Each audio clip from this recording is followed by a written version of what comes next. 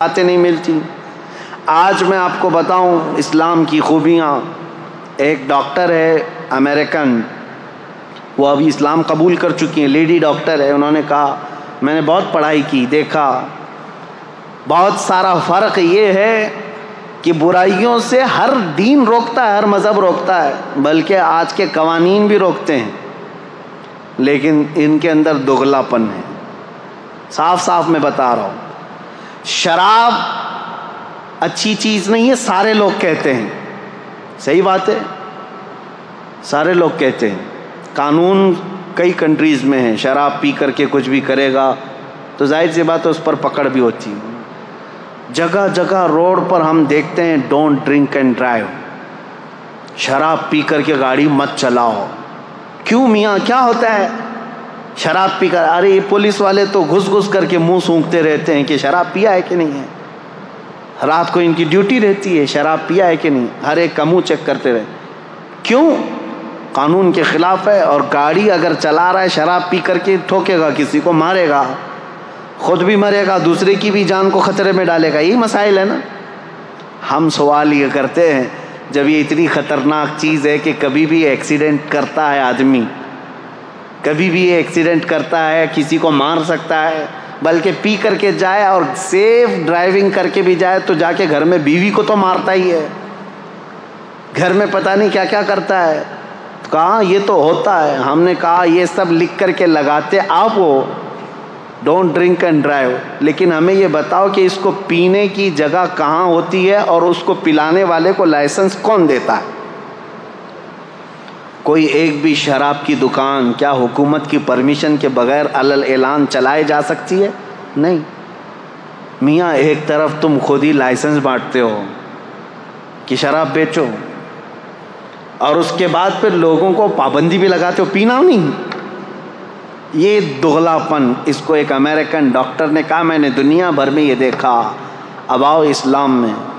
میرے آقا صلی اللہ تعالیٰ علیہ وسلم نے جب شراب کی حرمت کا حکم فرمایا کہ شراب حرام ہو گئی تو ایک قبیلہ حضور کے پاس آیا تھا، انہوں نے پوچھا اے اللہ کے نبی صلی اللہ علیہ وسلم آپ ہمیں کن کن چیزوں سے روکتے ہیں؟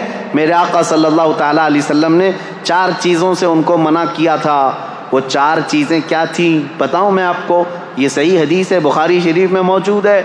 نبی کریم صلی اللہ تعالیٰ علیہ وسلم نے فرمایا جو 4 آلے ہوتے تھے شراب پینے کے، کوئی ایک کدو کو کاٹ کر کے بیچ میں سے اس کا پورا ایک مٹکا بنا دیتے تھے، اور ایک لکڑی کا گلاس ہوا کرتا تھا، یا پھر ایک پرانے زمانے میں کسی پھل کا ایک برتن بنایا جاتا تھا، اس میں شراب ڈال کر کے لوگ پیتے تھے تو نشہ زیادہ آتا تھا، اور عربوں کے یہاں 50 سال پرانی شراب پی جاتی تھی۔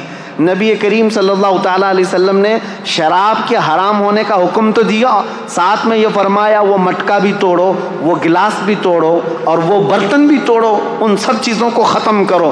اب کبھی حکمت سوچو میرے عزیزو، شراب حرام ہو گئی، یہ پیالے کیوں حرام ہوئے؟ اس لیے کہ ان پیالوں کو دیکھ کر پینے والے کو پھر سے وہ شراب کی یاد نہ آ جائے۔ اسلام جڑ پر انگلی رکھتا ہے، اسلام بنیاد پر انگلی رکھتا ہے، یہ نہیں کہ اب تم پی کر کے آؤ تو بعد میں دیکھیں گے علاج کیا جائے گا۔ آج اسلام کی خوبیوں کے بارے میں، عصمت دری کے معاملات کتنے تیزی سے بڑھے ہیں پتہ ہے؟ آج کی رپورٹ، میں آج ہی کی بات بتا رہا ہوں، USA کی رپورٹ میں، امریکہ کے پورے حصے میں پر ڈے 1700 لڑکیاں ریپ کا شکار ہوتی ہیں۔ یہ وہ ہیں جو ریکارڈ میں آتی ہیں، اور ریکارڈ میں جو آتی ہیں وہ 1/3 ہوتی ہیں، باقی تو ویسی ہے۔ اور اس میں ہندوستان میں بھی بہت زیادہ لیول بڑا ہوا ہے ریپ۔ ہمارے ہاں تو آپ نے دیکھے اس پر کتنے احتجاجات ہوئے ہیں، چھوٹی عمر کے نابالغ لڑکوں کو جو حکومت کی نظر میں، ان لوگوں کے ذریعے سے بھی 16 سال کا 15 سال کا لڑکا شراب پی کر کے کسی لڑکی کو اچانک اٹھا لیا، 3-4 درندوں نے مل کر کے اس کی عصمت لوٹ لی، عزت لوٹ لی، اور مار کر کے اس کو راستے پر پھینک دیا۔ یہ کتنے واقعات ہو رہے ہیں۔ اب اس پر بات 2-4 دن تک گرم رہتی، میڈیا میں چلتی ہے، لوگ سڑکوں پر آ جاتے ہیں، انصاف انصاف انصاف۔ میرے عزیزو، زنا ایک بہت سنگین جرم ہے۔ زنا پر اسلام نے جو پابندیاں لگائی ہیں وہ ہلکی نہیں ہیں۔ ہلکی نہیں. آپ میں سے کوئی بھی عزت والا، میں ان سے پوچھتا ہوں جو ہندو ہیں، جو کرسچن ہیں یا دوسرے دھرم والے، میں ان سے پوچھتا ہوں کیا تم اس بات کو پسند کرتے ہو کہ تمہاری بہن کو کوئی بھی اٹھا کر لے جائے اور اپنے بستر کی زینت بنائے؟ ہرگز نہیں پسند کرو گے، کوئی نہیں پسند کرتا اس بات کو. تمہاری ماں کو کوئی لے جائے، کوئی بہن کو لے جائے، کوئی بیٹی کو لے جائے، ہرگز تم بھی نہیں پسند کرتے. میرے دین کی خصوصیت یہ اپنی جگہ پر، میں ان سے پوچھتا ہوں تم پسند کرتے ہو؟ نہیں پسند کرتے. جب یہ اتنا گھناؤنا جرم ہے، نہیں پسند کرتے اس کو کوئی بھی، لیکن یہ کنٹینیو ہوتا چلا آ رہا ہے. کیوں ایسا ہے؟ اس کی وجہ کیا ہے؟ یہ بڑھتے ہوئے ریپ کے کیسز.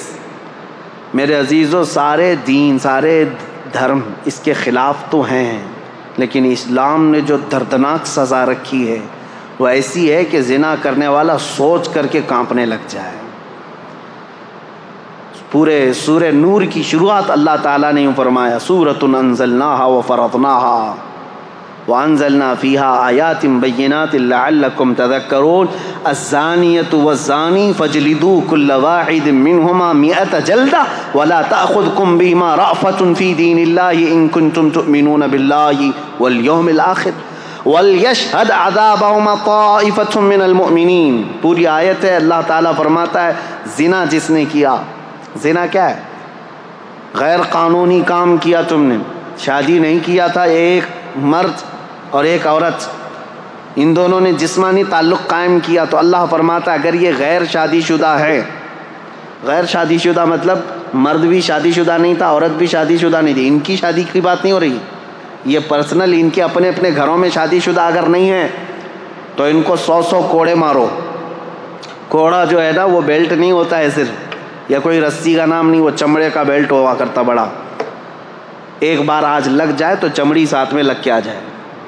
100 کوڑوں پر تو آدمی کی موت بھی ہو سکتی ہے، بلکہ قریب موت کی ہو جاتا ہے. اور اگر شادی شدہ ہے تو کہا گیا کہ پتھروں سے اس کو ہلاک کر دیا جائے گا. سنسار، اس کو لوگ مذاق میں لیتے ہیں. آج وہ لوگ یہ کہتے ہیں اتنا خطرناک کہ کسی کو مار دیا جائے گا. ہم نے ان سے پوچھا جن کی بیٹیوں کا ریپ ہوا ہے، ان سے پوچھو معلوم کرو، تو وہ کہتے ہیں نہیں، جو ریپسٹ ہے وہ اگر ہمارے ہاتھ میں آ جائے تو اس کو جلا دیں، اس کو کاٹ دیں، اس کو مار دیں گے ہم. یہی فرق ہے تمہارے میں. اسلام ہر بیٹی کو اپنی بیٹی کی عزت دیتا ہے.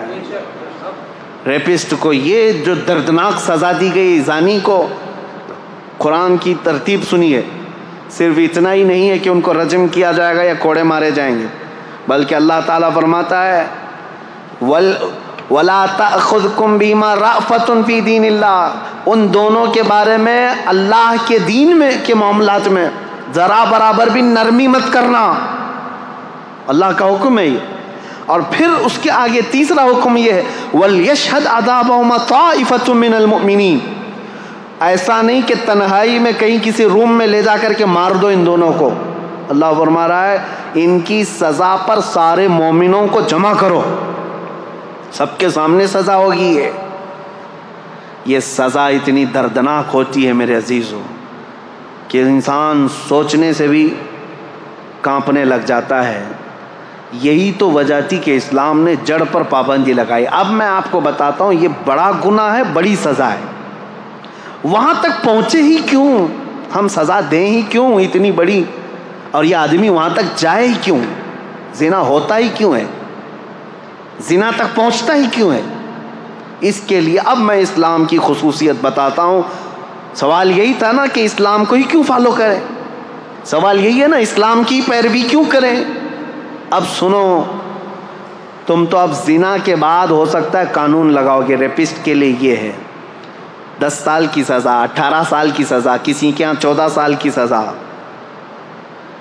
نابالغ بچی کے ساتھ ہو جائے تو اس کو عمر قید کی سزا. سزاؤں کا نفاذ یہ تو بعد میں ہوگا، اور تم تو یہ پہلے سے سوچ رہے ہو یہ کر کے آئے گا تب یہ سزا ہوگی.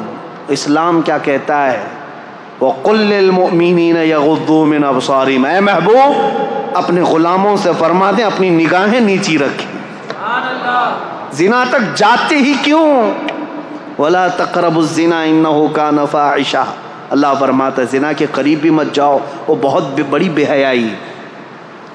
اور رب تعالیٰ نے صرف مومن مردوں سے نہیں فرمایا، وَقُلْ لِلْمُؤْمِنَاتِ يَغْضُضْنَ مِنْ أَبْصَارِهِنَّ وَيَحْفَظْنَ فُرُوجَهُنَّ، اور اے محبوب مومنہ عورتوں سے بھی کہہ دیں وہ اپنی آنکھیں نیچی رکھیں، اپنی شرمگاہوں کی حفاظت کریں۔ وَلَا يُبْدِينَ زِينَتَهُنَّ، اے محبوب ان سے کہہ دیں اپنی مومنہ عورتوں سے، امتیوں سے، کہ وہ اپنی زینت کا اظہار نہ کریں۔